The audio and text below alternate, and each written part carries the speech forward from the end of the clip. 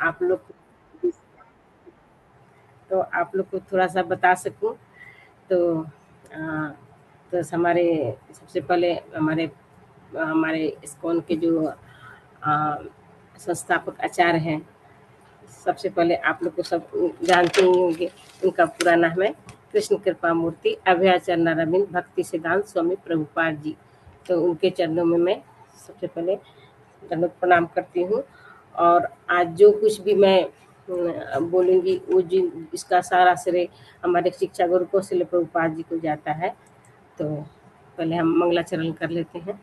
उसके बाद प्रभु जी ने ऑलरेडी इंट्रोडक्शन तो दे ही दिया है मेरे बारे में, तो मैं पहले मंगलाचरण करते हैं। हो सके तो आप लोग भी पढ़िए म्यूट होके पीछे से। पहले हम लोग आप लोग भी इसको पढ़ सकते हैं। ऐसा प्रोनाउंसिएशन नहीं भी आए तो पढ़ सकते, कोई बात नहीं, भगवान का नाम है। हमको जैसे भी हमारी श्रद्धा है हम पढ़ सकते हैं, भगवान उसको स्वीकार करते हैं। हरे कृष्ण। प्रीति माता जी। ओम अज्ञानतिमिरान्धस्य ज्ञानाञ्जनशलाकया चक्षुरुन्मिलितमेन तस्मै श्रीगुरुवे नमः। श्रीचैतन्य मनोभीष्टं स्थापितं येन भूतले स्वयं रूप कदा मह्यं ददाति स्वपदान्तिकम्। वन्देऽहं श्रीगुरो श्रीयुतपदकमलं श्रीगुरून् वैष्णवांश्च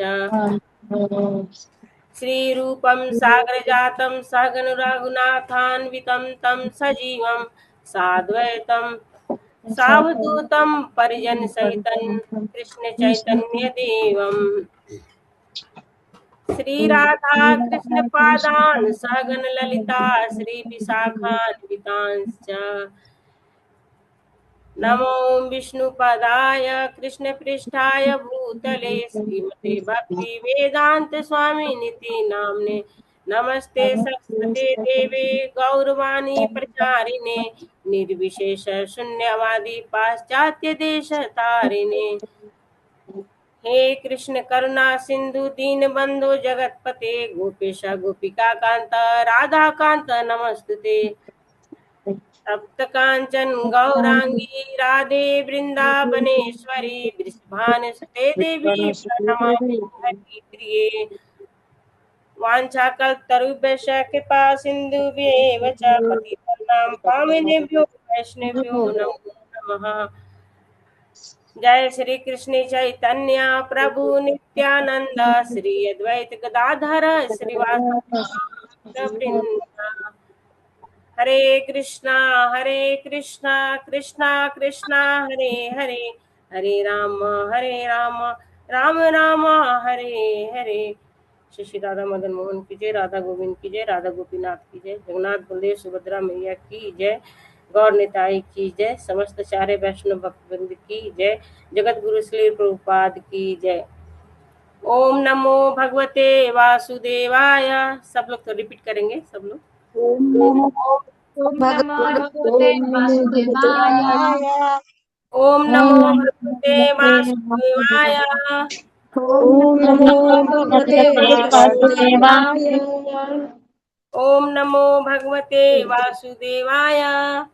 ओम नमो भगवते वासुदेवाय। थैंक यू माता जी। स्क्रीन थोड़ा सा स्टॉप कर लीजिए। हाँ, तो ये हमारे प्रभुपाद जी हैं। उनका पूरा नाम है श्री कृष्ण कृपा मूर्ति अभयाचरणारविंद भक्ति सिद्धांत स्वामी प्रभुपाद जी। तो ये इस्कॉन के संस्थापक हैं। इनके चरणों में प्रणाम करती हूँ। माता जी स्क्रीन थोड़ा बंद कर दीजिए थोड़ी देर। ओके, तो आप सबका बहुत बहुत स्वागत है ये भगवद गीता के क्लास में। तो सबसे पहले मैं थोड़ा प्रभुपाद जी के बारे में थोड़ा सा शॉर्ट इंट्रोडक्शन दूंगी आप लोग को, क्योंकि ये जो इस्कॉन संस्था है उन्हीं ने इसकी स्थापना की है। तो उनके बारे में थोड़ा सा शॉर्ट में आपको बताती हूँ, फिर हम लोग अपना अगला शुरू करेंगे आगे। तो इनका प्रभुपाद जी का जन्म है ना 1 सितंबर 1896 ईस्वी में कोलकाता में हुआ था। और इनका बचपन का नाम था अभयचरण, और उनकी माता का नाम था रजनी देवी, और पिता का नाम था गौर मोहन डे। तो 1922 में है ना, इनका जन्म हुआ था 1896 में, और 1922 ईस्वी में प्रभुपाद जी अपने गुरु से मिलते हैं। उनके गुरु का नाम है श्री भक्ति सिद्धांत सरस्वती ठाकुर। तो उनसे उनकी दीक्षा होती है और उनके गुरु की आज्ञा रहती है, क्योंकि प्रभुपाद जी बचपन से ही उनकी इंग्लिश बहुत अच्छी थी। वो अच्छा इंग्लिश में बोलते थे, अच्छा लिखते थे। तो उनके गुरु ने उनको बोला कि ये जो हमारा जो सनातन धर्म है, हमारा भगवत गीता का जो प्रचार है, ये आप जाकर पाश्चात्य देश में इसका प्रचार करें। तो उन्होंने अपने गुरु की आज्ञा का पालन करने के लिए पाश्चात्य देश में अमेरिका गए 1965 में। 1965 में वो अमेरिका गए और वहाँ पे एक साल बाद 1966 में न्यूयॉर्क में पहली बार इस्कॉन संस्था की स्थापना की करते हैं। और 14 नवंबर 1977 में उनकी मतलब अपनी लीला समाप्त करके वो भगवत धाम को चले जाते हैं। तो इस बीच में है ना 1966 से लेकर 77 तक के बीच में इन्होंने पूरा विश्व का 14 बार भ्रमण किया था। पूरे विश्व में उतनी एज में वो लगभग 65 के आसपास में थे और पूरे विश्व का भ्रमण किया 14 बार। और फिर उन्होंने 108 उस समय 108 मंदिर की स्थापना अपने समय में ही कर चुके थे। और आज उनकी संस्था इतनी बड़ी हो गई है कि पूरे विश्व में लगभग 800 से ऊपर इस्कॉन मंदिर की स्थापना हुई है। तो इस तरह प्रभुपाद जी का मतलब थोड़ा सा मैंने शॉर्ट इंट्रोडक्शन बताया। और प्रभुपाद जी जो द्वारा जो भगवत गीता लिखी गई है, भगवत गीता मतलब यथार्थ स्वरूप है उनका नाम, भगवत गीता का नाम। तो उन्होंने जो भगवत गीता लिखी, उस भगवत गीता के द्वारा भी हम लोग इस्कॉन में जो भी सीखे हैं, प्रभुपाद जी की पुस्तकों द्वारा ही सीखे, हमारे शिक्षा गुरु के द्वारा ही जो भी सीखे हैं। तो आज मैं उसके बारे में थोड़ा सा आप लोग को चर्चा करती हूँ कि हमको भगवत गीता क्यों पढ़नी चाहिए। जैसे प्रभु ने पहले ही बता दिया बहुत कुछ कि हाँ हमें क्यों पढ़ना चाहिए भगवत गीता, तो उसके बारे में थोड़ा सा हम इंट्रोडक्शन करेंगे आज। तो सबसे पहले आप लोग अगर वीडियो ऑन करना चाहते हैं तो कर सकते हैं, थोड़ा मैं भी देखी कि थोड़ा सा कौन कौन है आप लोग, थोड़ा सा कहाँ से हैं आप लोग। हरे कृष्णा। क्योंकि यहाँ तक आना, भगवत गीता की क्लास में आना, आध्यात्मिक ज्ञान के लिए आना, ये बहुत सौभाग्य की बात है, बहुत सौभाग्य की बात है। बहुत लोग जानते तो बहुत लोग हैं, लेकिन आध्यात्मिक ज्ञान लेने की इच्छा बहुत बहुत दुर्लभ है। क्योंकि भगवान भगवत गीता में स्वयं बोलते हैं 7वें अध्याय का 3रा श्लोक में, मनुष्य नाम सहस्रेषु कश्चित् तति सिद्धये यत् तामपि सिद्धानां कश्चिन्नाम वेत्ति तत्वतः। यानी कई हजारों मनुष्यों में कोई एक सिद्धि प्राप्त करने की इच्छा करता है, प्रयत्नशील होता है कई हजारों में।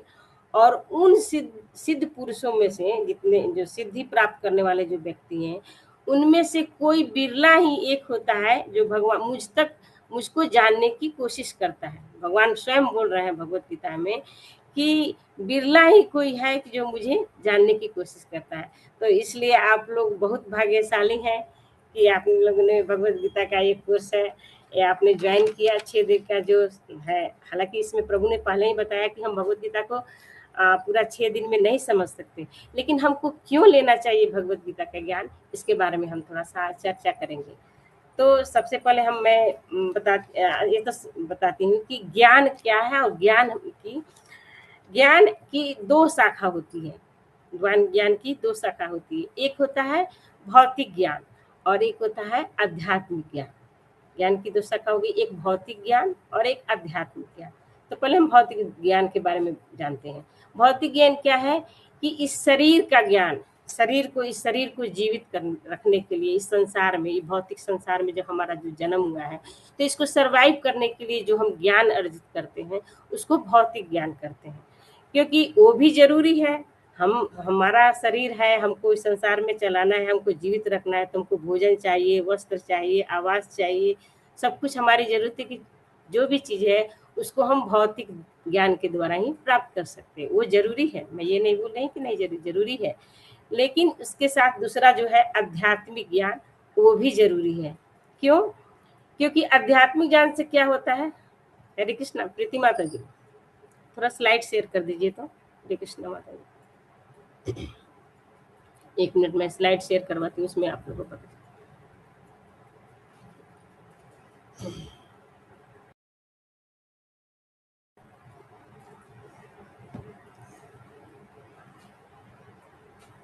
हाँ तो ये उठ गया।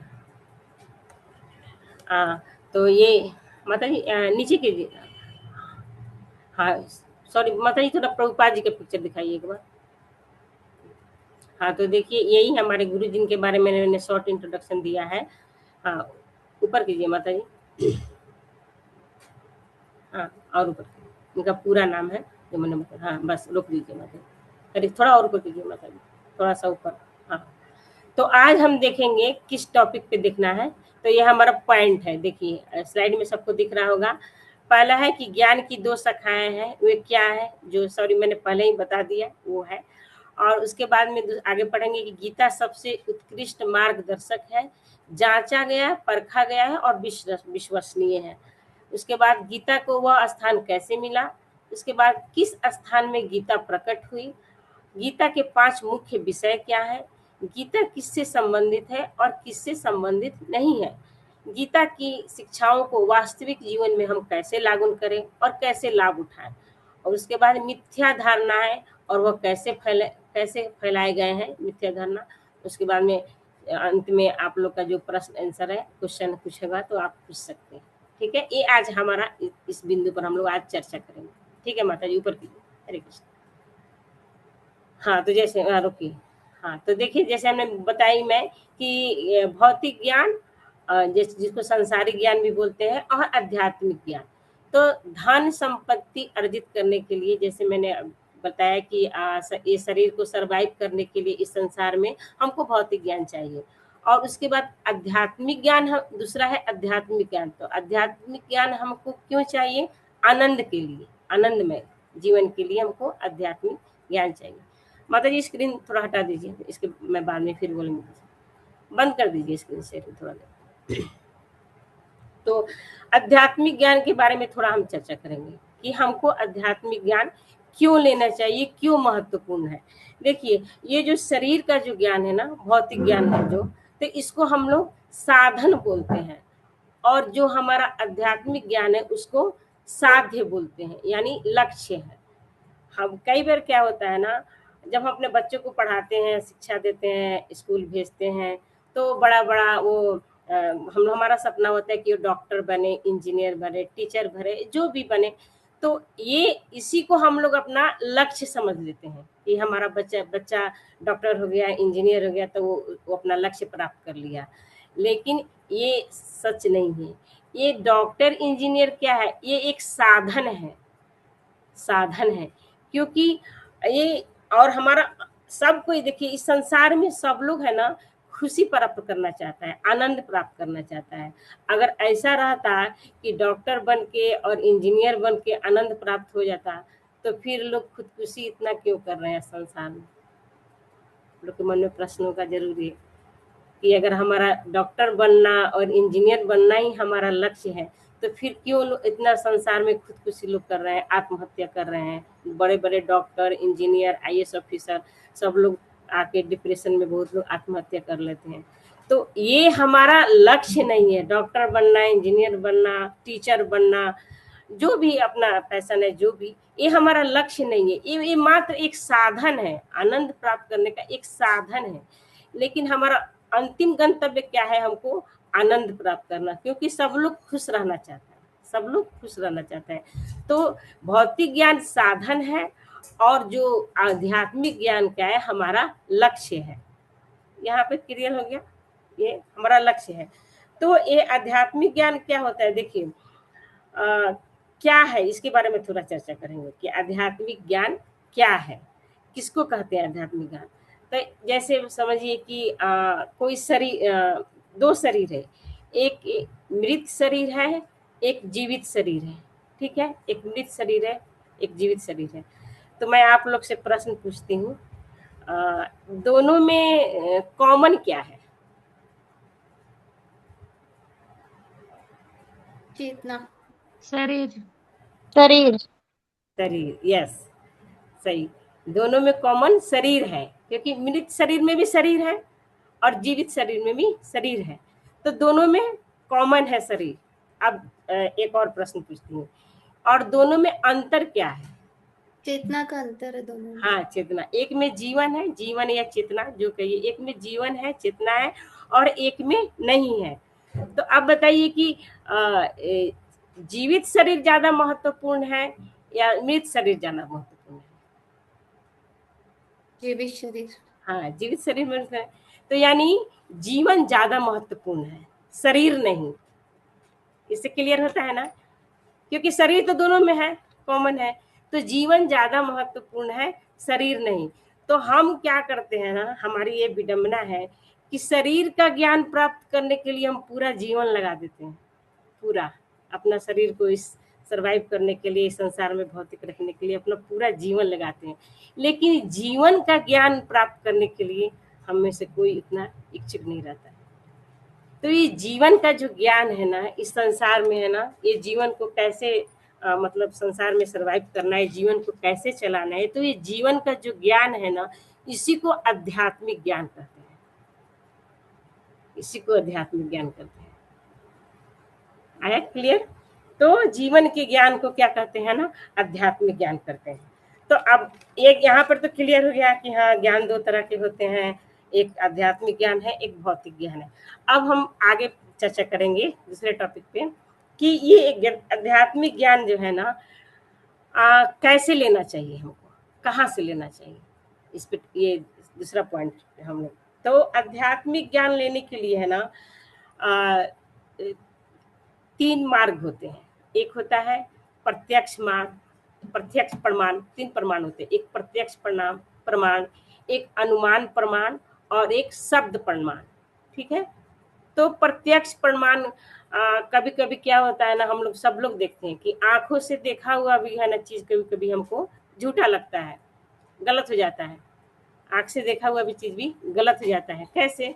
तो इसका एग्जाम्पल मैं आप लोग को देती हूँ कि माता जी अभी स्क्रीन रहने दीजिए, मैं बाद में बोलूंगी तो शेयर कीजिएगा थोड़ा सा एक्सप्लेन करने के बाद। तो ये प्रत्यक्ष प्रमाण देखिए, इसका एग्जांपल मैं देती हूँ। कभी एक कांच की, आपने लोग देखा हुआ, कांच की गिलास में अगर हम पेंसिल रखते हैं, कांच की गिलास में पानी है और उसमें हम पेंसिल रखते हैं, तो हमको कैसा दिखता है, पेंसिल कैसा दिखता है? आप लोगों ने किसी ने अनुभव किया है तो आप बता सकते हैं अनम्यूट करके। कांच के भरे हुए गिलास में अगर एक पेंसिल को रखते हैं तो कैसा दिखता है? किसी को अनुभव है, किसी ने देखा है? ठीक है, मैं बताती हूँ। आप साइज देखोगे में बड़ा दिखता है माता जी।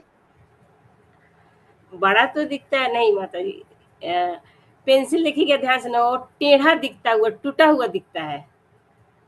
आप कांच के गिलास में पानी रखो तो थोड़ा सा अगर उसमें कम पानी रखो, मतलब थोड़ा सा कम, तो ऐसे सीधा खड़ा रखते हैं तो पेंसिल वो टेढ़ा दिखता है। तो हम आंख से देख रहे हैं कि पेंसिल टेढ़ा है, फिर भी वो पेंसिल एक्चुअली टेढ़ा नहीं है। हमारा क्या है, इंद्रिया है ना, कहना ये दोषपूर्ण है, इसलिए हम लोग ऐसा दिखते हैं। और बहुत सारा एग्जाम्पल है, आप देखिए रेगिस्तान में जाते हैं हम लोग तो देखते हैं कि बहुत दूर जब देखेंगे लगता है कि पानी है, मगर वहां पर नजदीक जाने के बाद पानी नहीं रहता है। इसको क्या बोलते हैं? मिरिक मारीचिका बोलते हैं इसको, आप लोग सबको पता होगा। तो वो आंख से देखते हैं कि पानी है, फिर भी पानी वहां पर नहीं रहता है।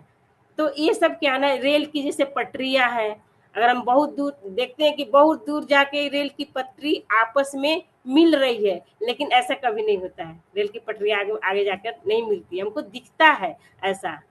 तो ये प्रत्यक्ष प्रमाण भी है ना, सही नहीं होता है, कभी कभी आंखों से देखा हुआ चीज सही नहीं होता है। और अनुमान तो दूसरा मैंने क्या बोला, अनुमान प्रमाण, अनुमान तो हमेशा गलत ही होता है, उसका तो कोई गारंटी नहीं है कि सही है गलत है, तो वो भी गलत है ना। क्यों? क्योंकि हमारी एक मनुष्य के है ना चार त्रुटि होती है। पहला क्या है, हमारी इंद्रियां है ना अपूर्ण होती है, हमारे इंद्रिय, जैसे मैंने अभी एग्जाम्पल दिया, हम देख रहे हैं मगर वो सही नहीं है, तो हमारी इंद्रियां अपूर्ण होती है और हम भ्रमित रहते हैं कि हम क्या करें क्या नहीं। सबसे बड़ा भ्रम क्या है, कोई बता सकता है? सबसे बड़ा भ्रम क्या है संसार में? हरे कृष्णा। माता जी लोग तो पुराने माता जी लोग, आप बोलिए आप लोग को तो पता होगा ना, जो पहले से ज्ञान क्लास कर रहे हैं, हरे कृष्णा माता जी, क्वेश्चन क्या था? नहीं समझ में आया मुझे। कि सबसे बड़ा भ्रम क्या है हमारा, ये मनुष्य का सबसे बड़ा भ्रम क्या है? यही कि हम शरीर है। यस, सही माना। माता जी ने बोला कि सबसे बड़ा भ्रम है कि हम अपने आप को शरीर मानते हैं, जबकि हम शरीर नहीं है। क्या है? हम आत्मा है। आगे के स्लाइड में, अगले के क्लास में हम लोग चर्चा करेंगे कि हम कैसे सिद्ध करेंगे कि हम शरीर है नहीं है, हम आत्मा है। ये अगले सब क्लास में होगा। तो मैं ये भ्रम के बारे में बताई हूँ। तो सबसे बड़ा भ्रम यही है कि हम अपने को आपको शरीर मानते हैं। तो ये हो गया। और धोखा देने की प्रवृत्ति रहता है। मनुष्य है, एक दूसरे को धोखा तो देता ही है, और गलतियां हमसे होती ही हैं। कहावत भी है कि मनुष्य है तो गलती होता ही है। तो ये प्रत्यक्ष प्रमाण भी है ना, सही नहीं होता है। तो एक यहाँ पर कट जाता है, प्रत्यक्ष प्रमाण भी सही भी नहीं होता, अनुमान तो सर्वथा सही होता ही नहीं है। अब तीसरा मैंने क्या बोला था, ज्ञान प्राप्त करने का तरीका बच गया, एक शब्द प्रमाण। शब्द प्रमाण का अर्थ हो गया शाब्दिक इसका, कि किसी के द्वारा बोला गया शब्द प्रमाण। तो ये इसको हम सिद्ध करेंगे कि शब्द प्रमाण कैसे, मतलब सही है। तो जैसे अगर कोई छोटा बच्चा है और उसके अपने पिता के बारे में जानना है कि मेरे पिताजी कैसे हैं, क्या करते हैं, कैसे थे, उनका आचरण क्या है, तो वो किससे पूछेगा? उसको कैसे पता चलेगा? माता जी, हरे कृष्णा। कुछ बोल रहे हैं माता जी? हरे कृष्णा। तो छोटा छोटा जो बच्चा है, वो किससे उसको पता चलेगा अपने पिता के बारे में? किससे पूछे? हाँ, माँ से। हाँ, वो अपनी माँ से पूछने जाएगा। तो माँ उस अपने पिता के बारे में सबसे ज्यादा माँ ही जानती है अपने, क्योंकि उनके तो पति हैं, तो सबसे ज्यादा अच्छा वही एक्सप्लेन कर सकती है कि मेरे पति कैसे हैं। तो वैसे ही है ना, ये ज्ञान प्राप्त करने का है ना प्रमाणिक साधन क्या है, उसके बारे में हम चर्चा करेंगे। तो ज्ञान भी हमको है ना प्रमाणिक स्रोत से लेना चाहिए, प्रमाणिक स्रोत से। जैसे हम भौतिक ज्ञान जो लेते हैं, जैसे किसी को इंजीनियरिंग करना है या डॉक्टरी पढ़ना है, तो हम क्या करते हैं, कोई प्रमाणिक कॉलेज में दाखिला कराते हैं, इसमें अपना एडमिशन कराते हैं जो गवर्नमेंट द्वारा प्रूव हो। तो हमको वहाँ से गारंटी रहता है कि हाँ, यहाँ ज्ञान अच्छा मिलेगा, तो हम वहाँ दाखिला कराते हैं, वहाँ से ज्ञान प्राप्त करते हैं। वैसे ही जो आध्यात्मिक ज्ञान भी है ना, प्रमाणिक स्रोत से लेना चाहिए। तो प्रमाणिक स्रोत क्या है हमारा? आध्यात्मिक ज्ञान लेने का प्रमाणिक स्रोत क्या है? वेद है। वेद है। तो वेद, आप लोग पता होगा वेद किसने बोला है? किसने बोला है वेद? किसके मुख से बोला गया है वेद? हरे कृष्णा। वेद व्यास जी। नहीं माता जी, वेद व्यास ने तो उसको लिखा है, बोला किसने है वेद? ब्रह्मा जी। ब्रह्मा भगवान जी। ने भी को नहीं, भगवान स्वयं बोले हैं। वेद भगवान की वाणी है। 4 वेद है ना, भगवान की वाणी है, भगवान ने स्वयं बोला है। तो सोचिए, भगवान जब स्वयं बोला है तो कितना प्रमाणिक होगा, है कि नहीं? तो वेद भगवान ने जब स्वयं बोला था, तो इसलिए वेद भगवान की वाणी होने के कारण इसमें कोई त्रुटि नहीं है। हम मनुष्य में त्रुटि हो सकती है, लेकिन भगवान में थोड़ी त्रुटि हो सकती है। तो वेद की वाणी को सही प्रमाण माना जाता है। तो अब कलयुगी मनुष्य सोचिए, हम उतने दक्ष नहीं है कि हम वेद का पढ़ाई पढ़ सके। हमको तो एक श्लोक का ठीक से आता नहीं है। एक भगवत गीता का श्लोक पढ़ने के लिए तो कितना प्रैक्टिस करना पड़ता है, फिर हम वेद का श्लोक कैसे पढ़ेंगे? नहीं पढ़ सकते हैं। तो फिर क्या किया ना, वेद व्यास जी का नाम आप सब लोग जानते होंगे। वेद व्यास जी जो भगवान के अवतार माने जाते हैं। तो भगवान का अवतार लेके वेद व्यास जी ने क्या किया ना, वो वेदों को है ना व्याख्या की, उसके बारे में वेदों का व्याख्या किया, उपनिषद लिखा, पुराण लिखा, महाभारत लिखे, ऐसा उन्होंने लिखा। तो ये क्या होता है ना, वेद व्यास जी उस भगवान की वाणी को प्रस्तुत किए। तो जैसे क्या होता है ना, शास्त्र की मतलब दो प्रकार के शास्त्र होते हैं हमारे जो सनातन धर्म में ना, शास्त्र दो प्रकार के होते हैं। एक होता है कि श्रुति शास्त्र, एक श्रुति शास्त्र बोलते हैं, एक को बोलते हैं स्मृति शास्त्र। तो श्रुति शास्त्र किसको कहते हैं इसके बारे में पहले बोलेंगे। भगवान ने जो स्वयं बोला है, भगवान की जो डायरेक्ट वाणी है ना, जैसे वेद है, भगवान ने स्वयं बोला है, तो इसको हम लोग श्रुति शास्त्र बोलते हैं। और स्मृति शास्त्र क्या है कि जो भगवान की जो वाणी है, जो वेद है ना, उसकी जो व्याख्या की गई है, जैसे पुराण वेद व्यास जी ने पुराण लिखे, 108 उपनिषद लिखे, 12 पुराण, 18 पुराण लिखे, और वो महाभारत लिखे। तो इसको हम लोग स्मृति शास्त्र बोलते हैं। भगवान की वाणी को बोलते हैं श्रुति शास्त्र, और जो वेद व्यास ने उनकी जो भगवान की वाणी की जो व्याख्या की है उसको बोलते हैं स्मृति शास्त्र। तो अब आते हैं हम भगवत गीता क्या है, ये स्मृति शास्त्र है कि श्रुति शास्त्र है, इसके बारे में हम जानते हैं। तो देखिए मैंने क्या बोला कि श्रुति शास्त्र, श्रुति शास्त्र भगवान ने स्वयं बोला है। तो भगवत गीता क्या है, एक श्रुति शास्त्र है। क्यों? क्योंकि भगवत गीता ने भगवान स्वयं बोला है, भगवान ने अर्जुन को स्वयं बोला था, इतना तो सबको पता होगा। तो भगवान ने स्वयं बोला, तो ये श्रुति शास्त्र है। और ये स्मृति शास्त्र भी है। कैसे? क्योंकि भगवत गीता कहाँ से लिया गया है, कहाँ से लिया गया, आप बताइए, आप तो सबको पता होना चाहिए। महाभारत से। महाभारत से। तो महाभारत को वेद व्यास जी ने लिखा है। तो मैंने जो पहले बताया कि जो श्रुति शास्त्र को वेद की जो व्याख्या जो किया ये वेद व्यास जी ने, उसको हम लोग स्मृति शास्त्र बोलते हैं। तो इसको लिखा गया है, महाभारत से लिया गया है। तो स्मृति शास्त्र भी है और श्रुति शास्त्र है, दोनों है, इसलिए इसकी प्रामाणिकता और बढ़ जाती है, क्योंकि भगवान ने स्वयं बोला है और उसकी व्याख्या भी हुई है। तो इसलिए भगवत गीता की प्रामाणिकता और बढ़ जाती है। तो और ये क्या होता है ना, भगवान भगवत गीता, माता जी स्लाइड से शेयर करिए नेक्स्ट बार। भगवत गीता में बारे में थोड़ा सा जानेंगे हम।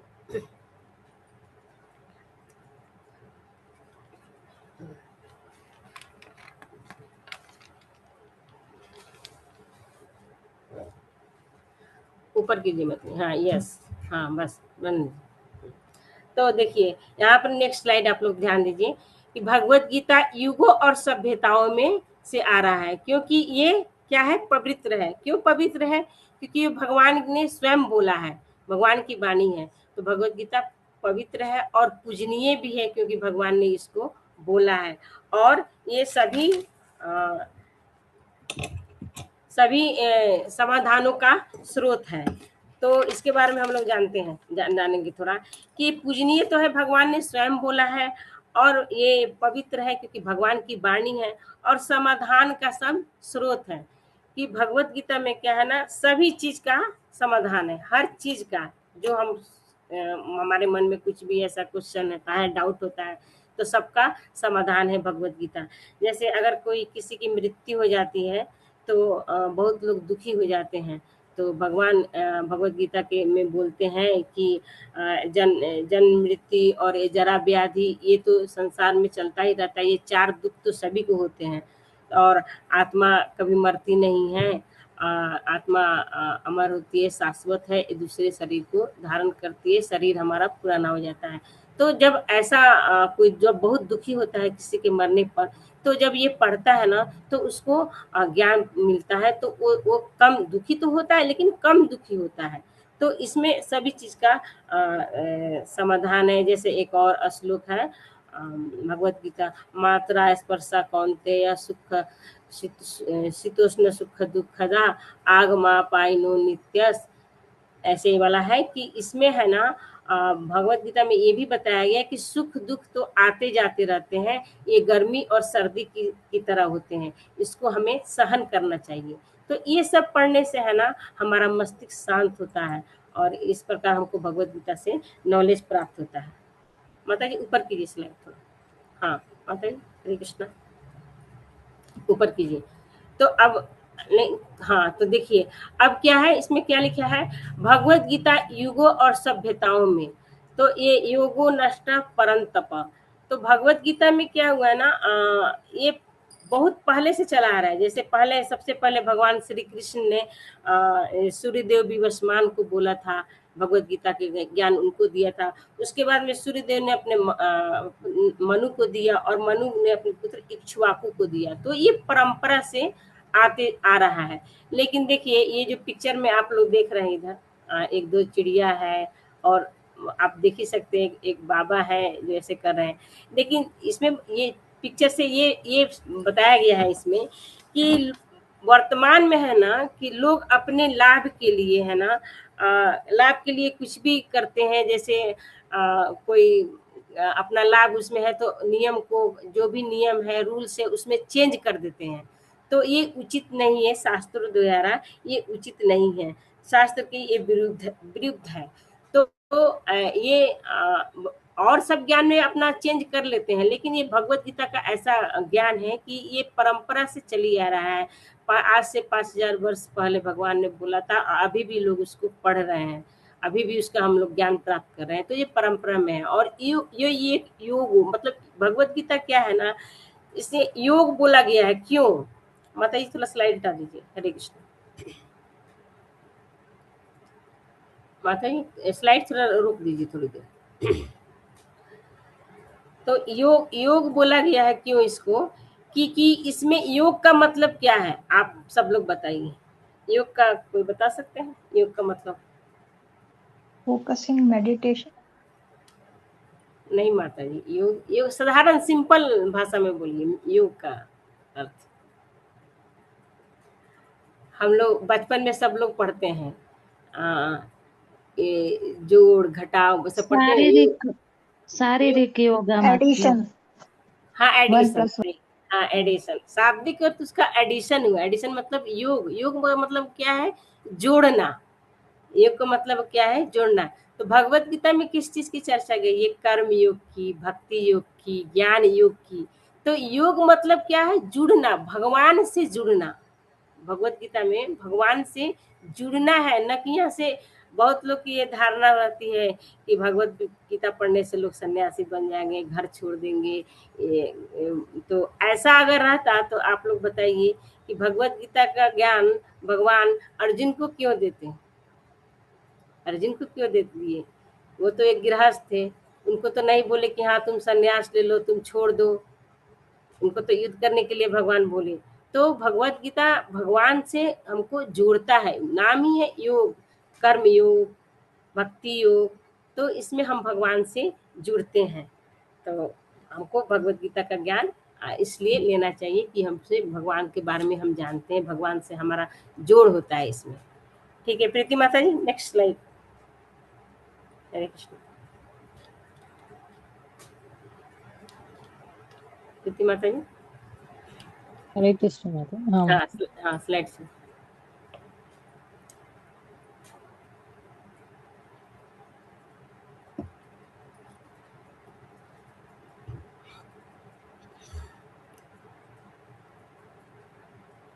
यस। अब इसमें क्या है? हाँ, अगला कि क्यों हमें भगवत गीता के ज्ञान को नहीं खोना चाहिए। क्यों नहीं खोना चाहिए भगवत गीता ज्ञान का? तो इसका कारण देखिए, भगवत गीता का ज्ञान हमें क्यों नहीं चाहिए। ये एक लिखा हुआ है ना मैनुअल, यहाँ पर है ना मैनुअल की तरह है भगवत गीता हमारे लिए। जैसे आप बताइए कि कोई भी अगर कोई गैजेट बनाता है, जैसे कोई इंजीनियर है, कोई टीवी बनाए, मोबाइल बना रहे हैं, कुछ भी, फ्रिज है, कुछ भी है, तो उसको चलाने के लिए, मतलब स्क्रीन हटा दीजिए थोड़ा, स्क्रीन। तो ये जो गैजेट बनते हैं, टीवी हुआ, मोबाइल हुआ, जो भी है, तो जब हम पहली बार उसको लेकर आते हैं तो हमको कैसे पता चलता है इसको कैसे ऑपरेट करना है, कैसे चलाना है इसको? उसके मैनुअल से पता चलता है। यस। तो उसका सही बोला माता जी ने, थैंक यू माता जी। तो वो मैनुअल से पता चलता है कि इस गैजेट को, इस मशीन को कैसे चलाना है। तो आप सोचिए, जो भगवान है, स्वयं भगवान इस शरीर को बनाया है, ये भी क्या है, हमारा शरीर भी क्या है, गैजेट की तरह है, एक यंत्र की तरह ही है ये भी। तो इस शरीर को इस संसार में कैसे जीना है, कैसे चलाना है हमको, तो ये हमको कौन बताता है, भगवत गीता। वो हमारा क्या है, इस शरीर का है, क्या है, मैनुअल है। उसमें सब चीज बताया गया है कि हमको दुख हो सुख हो क्या करना है, हमको संसार में कैसे जीना है, तो वो उसमें एक्सप्लेन किया है भगवत गीता में। तो इसलिए हमको भगवत गीता का ज्ञान नहीं खोना चाहिए, हमको उसको अपने जीवन में लागू करना चाहिए, हमको पढ़ना चाहिए। ओके माता जी, नेक्स्ट लाइन।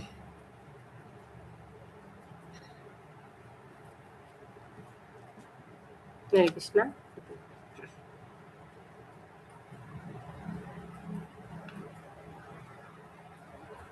हाँ ये हो गया ना माता जी, इसके आगे वाला स्लाइड। हाँ यस। तो भगवत गीता, श्रीमद् भगवत गीता सभी मानव जाति के लिए ईश्वर की प्रेम पूर्ण उपदेश है।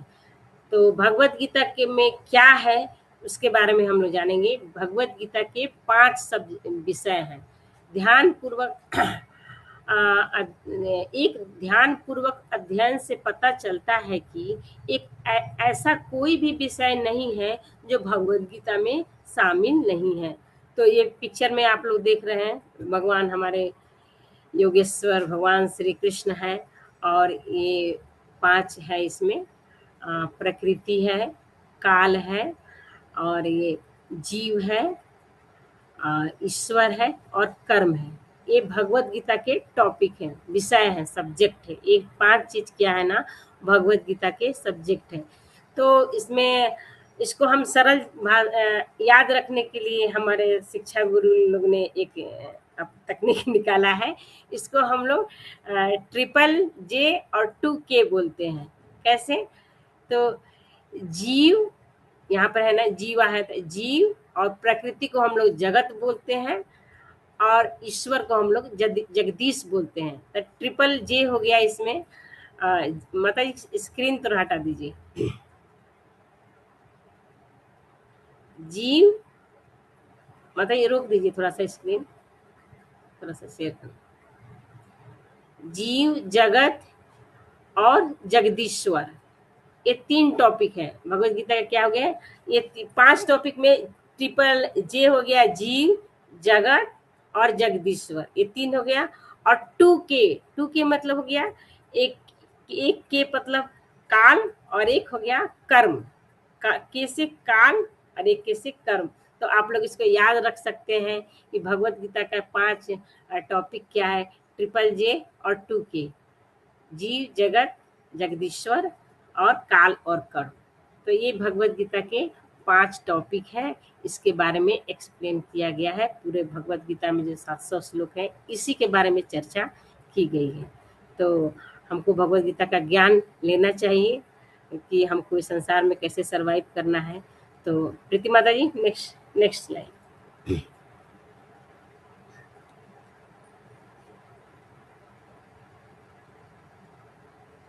हरे कृष्णा। हाँ, तो गीता को कैसे स्वीकार करें और कैसे इसका लाभ उठाएं, तो इसका आंसर है ठीक वैसे ही जैसे अर्जुन ने स्वीकार किया था। तो आप लोग बताइए गीता किस परिस्थिति में बोली गई थी? युद्ध की परिस्थिति में, जब युद्ध हो रहा था तब बोली गई थी।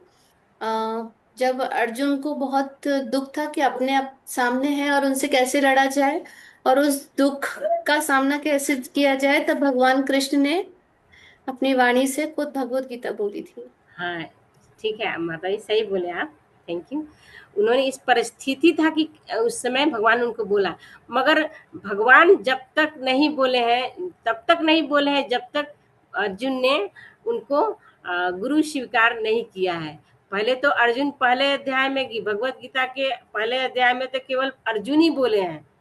आप लोग पढ़िएगा जैसे जैसे भगवत गीता, उसमें भगवान कहीं भी कुछ भी नहीं बोले हैं, केवल अर्जुन ही बोल रहे हैं, पूरा शोक से व्याकुल है, मैं कैसे मारूं, सब अपने हैं, मुझे पाप लगेगा, मैं नरक को जाऊंगा, ये पूरा अपना ही रोना धोना उसमें कर रहे हैं। वो भगवान चुपचाप सुन रहे हैं, भगवान तब तक कुछ नहीं बोले हैं। जब तक अर्जुन बोले हैं भगवान कुछ नहीं बोले हैं। जब जब सेकेंड अध्याय में एक श्लोक है 2.7, उसका मैं श्लोक है, कार्पण्य दोषो उपह स्वभाव पृच्छामि त्वां धर्म सम्मूढ़ चेताः यस्यान्निश्चितं ब्रूहि तन्मे शिष्यस्तेऽहं साधिमां त्वां प्रपन्नम्। तो इस श्लोक में, दूसरे अध्याय के श्लोक में जब अर्जुन पूरा बोल के जब थक जाते हैं, वो तब भगवान को वो सरेंडर कर देते हैं, समर्पण कर देते हैं कि हे भगवान, हे श्री कृष्ण, हे भगवान जनार्दन, कि अब मुझे कुछ नहीं समझ में आ रहा है, मुझे क्या करना है क्या नहीं करना है, मुझे कुछ नहीं समझ रहा है। मैं आपको अपना गुरु स्वीकार करता हूँ और मैं आपके शरण में हूँ, मैं शरण में हूँ। आप मुझे बताइए मुझे क्या करना है क्या नहीं करना है, आप जो बोलेंगे मैं वही करूँगा। तो जब अर्जुन ने जब अपना समर्पण किया है भगवान के पास, तब भगवान ने बोलना शुरू किया है। तब भगवान ने उनको ये दिव्य ज्ञान, भगवत गीता का जो दिव्य ज्ञान है, तब अर्जुन को उन्होंने बताया है। तो हमको भी है ना पूरा समर्पण के भाव से ये ज्ञान को प्राप्त करना है। पहले हमको भगवान के प्रति हमारा समर्पण होना चाहिए, हमको उनके प्रति श्रद्धा होनी चाहिए, पूर्ण समर्पण। समर्पण का मतलब ये हुआ कि भगवान जो भी बोल रहे हैं ना, आंख बंद करके उसको स्वीकार करना है कि भगवान सही बोल रहे हैं, ये होता है समर्पण। तो हमको समर्पण के साथ ही भगवत गीता को पढ़ना चाहिए, उसको स्वीकार करना चाहिए। तो ठीक वैसे ही जैसे लिखा हुआ है, ठीक वैसे ही जैसे अर्जुन ने इनको स्वीकार किया था। ओके, हरे कृष्णा माता जी। Next slide.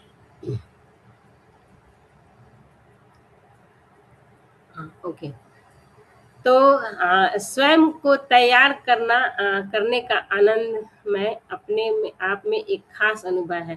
हमेशा याद रखें, कृष्ण हमारे निरंतर शुभ चिंतक है और सर्वदा प्रेम करने वाले एक मित्र है।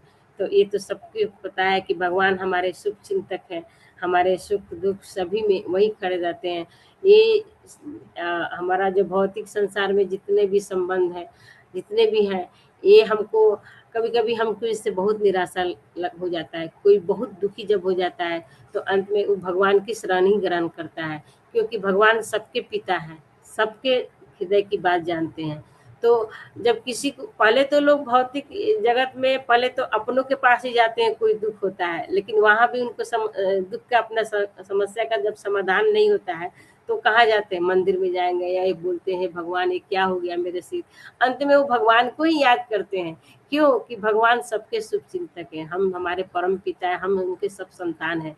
हम कितना अच्छा है, हम भले ही हम उनके प्रति हमारा कोई समर्पण नहीं है, हमारा कोई प्यार नहीं है, हम उनको याद नहीं करते हैं, फिर भी भगवान हमारे शुभ चिंतक हैं। जैसे एक माता पिता जो माँ होती है, अगर उसका बच्चा कितना भी नालायक हो, कुछ भी नहीं करता है, उसका कोई भी बात नहीं मानता है, फिर भी माँ, क्या ऐसा थोड़ी होता है कि माँ उसको घर से निकाल देती है या उसके प्रति शुभ चिंतक उसका नहीं रहता है, उसकी चिंता नहीं रहता है। जो हाँ थोड़ा गुस्सा दिख लगाती है, डांटती है, मगर अंदर से उनका प्रेम बहुत रहता है। वैसे ही हमारे परम पिता, इस पूरा विश्व के अखिल ब्रह्मांड के मालिक है हमारे भगवान, जो हम सबके परम पिता हैं, वो हमारे असली शुभ चिंतक वही है हमारे। तो सर्वदा भगवान से प्रेम कीजिए, क्योंकि भगवान हमारे असली मित्र, परम हितैषी वही है, हमारे परम पिता वही है। नेक्स्ट स्लाइड माता जी। हरे कृष्ण।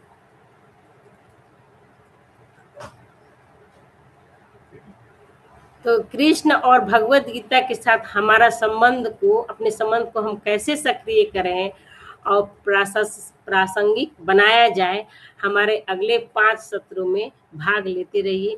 तो ये पहला सत्र था, आज का फर्स्ट सत्र था, और अगला ये 5 सब्जेक्ट जो मैं बताई हूँ, जीव जगत, जगदीश्वर, काल और कर्म क्या है, ये भगवत गीता के 5 टॉपिक क्या है, अगर इसको आप लोग जानना चाहते हैं तो अगले सत्र कल फिर जुड़िए। अभी आज तो पहला ही, अभी 5 सत्र और है, तो आप लोग जुड़िए और आगे और जानिए कि हाँ भगवान ने सीक्रेट, भगवत गीता को क्या बोलते हैं कि सीक्रेट बुक बोलते हैं इसको, सीक्रेट ऑफ गीता, मतलब इसमें सब कुछ रहस्यमय है।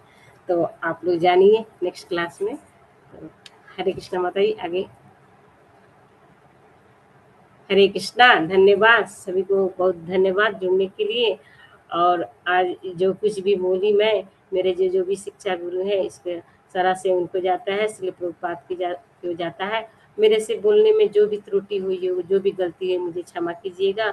और जो भी आपको अच्छा लगा हो, कुछ भी मैं कुछ बोल सके, आपको जो अच्छा लगा उसका सारा श्रेय मैं अपने गुरुजनों को देती हूँ, हमारे शिक्षा गुरु हमारे प्रभुपाद जी को देती हूँ। तो Hare Krishna Krishna Krishna Hare Hare, Hare Ram Ram Ram Hare Hare. Thank you so much. आप लोग का कोई प्रश्न हो तो पूछ सकते हैं। हरे कृष्णा। हरे कृष्ण माता जी। हरे कृष्णा। हरे कृष्ण माता जी, प्रणाम पंचानन प्रणाम। पंचांग माता प्रणाम। जी बहुत हरे अच्छा है। कृष्णा माता जी, बहुत अच्छा था। हरे थैंक यू। कृष्णा।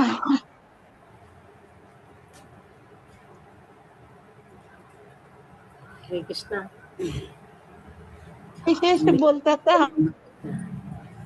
माता जी आपका आवाज कट रहा है। हरे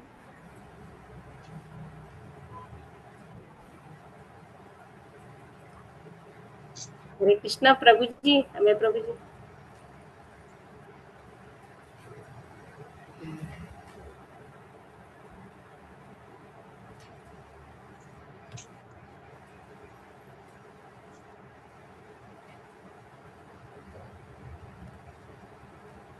माता जी अब तक न्यू ज्वाइनिंग को पूछिए ना कैसा है। हरे इससे पहले कृष्णा। क्लासेस तो नहीं किया। आज का आवाज क्लियर नहीं आ रहा है माता जी आपका।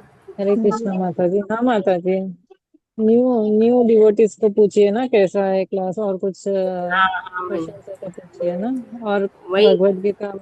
हाँ माता जी। हाँ माता जी, जो नए ज्वाइन किए हैं, पहली बार सुन रहे हैं, तो प्लीज थोड़ा बताइए। आप लोग को कुछ समझ में आया, नहीं आया तो कुछ पूछिए। हरे कृष्णा। आप लोग थोड़ा वीडियो ऑन कर सकते हैं अपना। हरे कृष्णा। कुछ कुछ डाउट है तो बोल सकते हैं, कुछ पूछना है तो। मैं पूछ सकती हूँ क्या? हाँ पूछिए माता जी। सेशन तो बहुत अच्छा था। मैं फर्स्ट टाइम ज्वाइन हुई हूँ ऑनलाइन, मुझे बहुत अच्छा लगा।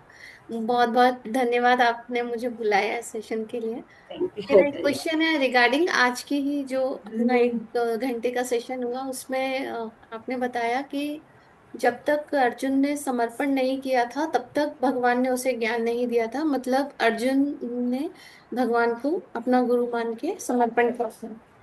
तो आज के, वो तो तब की बात थी, आज के युग में हम सही गुरु की पहचान कैसे करें कि कौन सा गुरु सही और किसे किसके सामने हमें सरेंडर करना चाहिए, समर्पण करना चाहिए? हाँ वो सही सही पूछा आपने। तो माता जी प्रमाणिक प्रमाण जैसे हमारे क्या है ना, हमारे सनातन धर्म में संप्रदाय होते हैं। 4 संप्रदाय हैं हमारे समय। हरे कृष्णा। हाँ तो हमारे ब्रह्म गौड़ी मत संप्रदाय है, एक पहला है। रामानुज श्री संप्रदाय है, कुमार संप्रदाय है, और शैव संप्रदाय। ये वैष्णव द्वारा प्रमाणित संप्रदाय, ये 4 संप्रदाय है। तो आप लोगों ने देखा होगा कि हर संप्रदाय का तिलक अलग अलग अलग होता है। और वे जो हमारा जो संप्रदाय है, ब्रह्म मत गौड़ीय संप्रदाय, ये ब्रह्मा जी से शुरू होता है।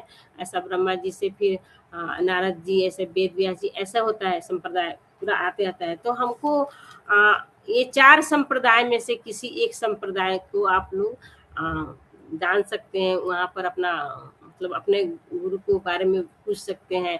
लेकिन इसके बारे में भी गुरु ढूंढने के लिए भी बहुत ये हमको जांच परख करना पड़ता है। ऐसे ही नहीं हम किसी को गुरु बना लेंगे। हमारा जो प्रमाणिक जो 4 संप्रदाय है ना, उसी में से हमको गुरु अपना क्योंकि हमारे प्रमाणित ये शास्त्र द्वारा प्रमाणित है हमारा। जैसे ये गौड़ीय ब्रह्म जो संप्रदाय जिसमें हम लोग आते हैं, ये ब्रह्मा जी से शुरू होता है। और श्री संप्रदाय जो है वो लक्ष्मी नारायण जी का है, उनका है। रामानुजाचार्य द्वारा उन्होंने ये संप्रदाय का ये किया था। और ये एक शैव संप्रदाय है जो सॉरी नाम मुझे नहीं याद रहा है। हरे कृष्णा। वे प्रभु जी, माता जी याद है सरस माता जी आपको? भट्टाचार्य। हाँ, निर्मंकाचार्य, हाँ। और एक, निम्बकाचार्य मतलब हाँ हाँ, और एक कुमार संप्रदाय है जो चतुष कुमार जो है उनके। तो ये संप्रदाय, ये जो 4 संप्रदाय जो होते हैं ना, ये प्रमाणिक संप्रदाय है। तो इन्हीं में से हमको अपना गुरु चुनना चाहिए। हरे कृष्णा माता जी, आप सुन रहे हैं? जी मैं सुन रही हूँ, थैंक यू। हाँ हाँ, तो ये हमारे शास्त्र में प्रमाणित है, ये 4 संप्रदाय। तो इन्हीं 4 संप्रदाय में से आपको गुरु ऐसा करना है। पहले पहले तो जानना चाहिए कि हमारा संप्रदाय, हम किस संप्रदाय में क्या है, उनके बारे में थोड़ा डिटेल जानना होगा, फिर अपना गुरु चुन सकते हैं ऐसा। हरे कृष्ण। धन्यवाद।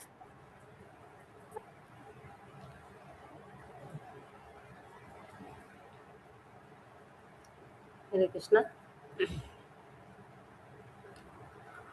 और इसमें कौन पहली बार ज्वाइन किया है, प्लीज आप लोग हैंड रेज किया है, थोड़ा सा वीडियो ऑन करिए। जो पहली बार ज्वाइन कर रहे हैं, मैं भी थोड़ा देखना चाहती हूँ।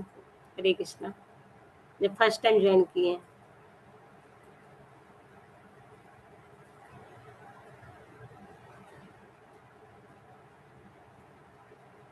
हरे कृष्णा माता जी, कैसा लगा? आप लोग अनम्यूट करके बोलिए। क्या कुछ समझ में आया? कैसा लगा आप लोग को, कुछ बताइए। जी बहुत अच्छा लगा, आगे भी और अच्छा लगा समझने। भाभी जी, बहुत अच्छा सुना है माता जी आप। तो नेक्स्ट डे में कंटिन्यू कीजिए, क्योंकि 4 टॉपिक जो मैं बताई हूँ लास्ट में, ट्रिपल जी जी और के, आप लोग नोट कर लीजिए उसको, ये टॉपिक क्या है। जी जी जीव जगत, जी बिल्कुल बिल्कुल। ईश्वर और काल और कर्म, ये 5 भगवत गीता के टॉपिक हैं। तो इसके बारे में हम अगले 5 सेशन में चर्चा करेंगे। तो प्लीज आप लोग बने रहिए। और जरूर। कैसा आप लोग को लगा, आप लोग नोट कीजिए, जो कुछ भी आपको पॉइंट अच्छा लगा होगा। क्योंकि हम लोग भी क्लास सुनते थे, मैं भी आज जो भी बोल रही हूँ, मैंने भी आप लोग की तरह पहली बार ज्वाइन किया था, मैंने भी ऐसा सुना था, मैंने भी नोट्स बनाया था, मैंने लिखा था। तो आज जो मैंने अपने शिक्षा गुरु से जो भी कुछ जानी हुई, जो भी पढ़ी हूँ, तभी मैं आपको बोल रही हूँ, तभी थोड़ा बहुत जो भी ज्ञान हुआ है। तो आप लोग भी प्लीज जुड़िए, भगवान से जुड़िए, भगवान से योग कीजिए। क्योंकि भगवत गीता का योग बोला जाता है, भक्ति योग, कर्म योग, ज्ञान योग। तो योग का मतलब है भगवान से जुड़ना। तो प्लीज आप लोग जुड़े रहिए। हरे कृष्ण। तो प्रश्न है तो हरे पूछ सकते हैं, नहीं तो इन कर सकते हैं। ओके।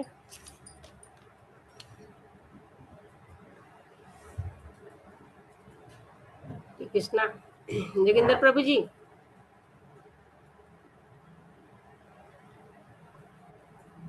हरे कृष्णा माता जी, माता जी क्या करें, बहुत इन अच्छी करें बात। सेशन? यस माता जी। तो हाँ, यहाँ पे उपस्थित सभी माता जियों से निवेदन है कि कल भी सभी है ना जुड़िए इस क्लास में, और सब है ना जानिए कि भगवत गीता क्यों जरूरी है हमारे लिए। आप सब लोग जुड़कर जान सकते हैं। हरे कृष्णा। ठीक है, एंड करते हैं। प्रभु जी शायद बिजी है, मैं प्रभु। यस हाँ, ऐसे अभय प्रभु शायद। ठीक है। ओके। तो वाञ्छाकल्पतरुभ्यश्च कृपासिन्धुभ्येव च पतितानां पावनेभ्यो वैष्णवेभ्यो नमो नमः। समस्त आचार्य वैष्णव भक्तवृंद की जय, भगवत गीता की जय, जगत गुरु श्री प्रभुपाद की जय। जय। जय। ओके। तो कल मिलते हैं हम लोग, प्लीज कल जरूर जुड़िए आप सब लोग। Thank you. हरे कृष्ण। हरे कृष्णा माता हरे जी। कृष्ण। हरे कृष्ण। हरे कृष्ण। हरे कृष्ण माता जी, सभी को धन्यवाद प्रणाम। दंडवत थैंक प्रणाम। You. Thank you. Hare Krishna माता जी, दंडवत प्रणाम। दंडवत प्रणाम। हरे कृष्ण। दंडवत प्रणाम पिताजी। दंडवत प्रणाम। एंड कर दीजिए प्रीति माता जी। हरे कृष्ण।